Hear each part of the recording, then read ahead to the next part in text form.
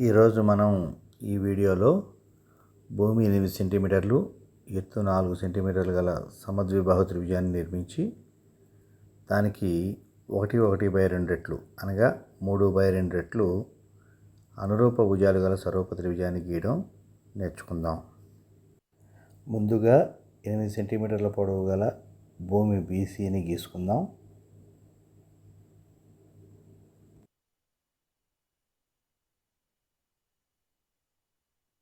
తర్వాత BCకి లంబ సమద్వికరణ రేఖను గీయాలి. దానికి గాను BCలో సగం కంటే ఎక్కువ వ్యాసార్థంతో BCకి ఇరువైపులా 2 చాపాలను వీడియోలో చూపిన విధంగా గీయాలి.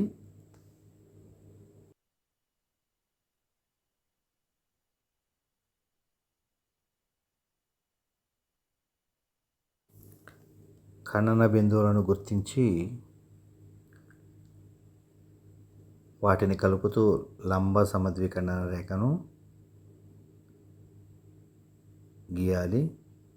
అది BCని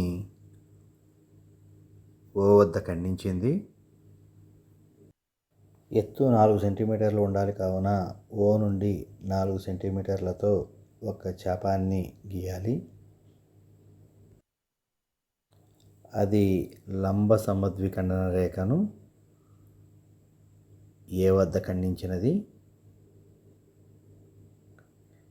AB ACలను కలపాలి. అప్పుడు ABC త్రిభుజం ఏర్పడినది.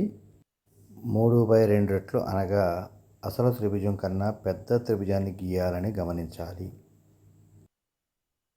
కావున BA BCలను పొడిగించాలి. తర్వాత B నుండి ఆల్ఫా కోణంతో BX కిరణాన్ని గీయాలి. సమాన వ్యాసార్థాలతో 3 చాపాలను గీచి B1 B1 B2 B2 B3 అయ్యేటట్లుగా B1 B2 B3 అను 3 బిందువులను BX పై గుర్తించాలి. B2 Cలను కలపాలి. B3 నుండి B2 Cకి వీడియోలో చూపిన విధంగా ఒక సమాంతర రేఖను గీయాలి. B2 వద్ద ఎంత కోణం అయితే ఉందో అంతే కోణాన్ని B3 వద్ద ఏర్పరిచి B2 Cకి సమాంతర రేఖను గీయాలి.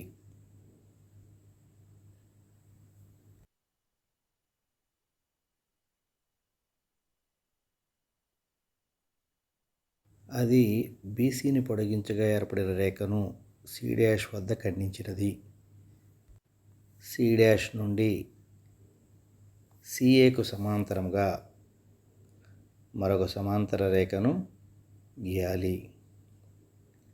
ఇంతకుముందు వలె C వద్ద ఎంత కోణం అయితే ఉందో అంతే కోణాన్ని C' వద్ద కూడా గుర్తించి వీడియోలో చూపించిన విధంగా CAకు ఒక సమాంతర రేఖని గీయాలి.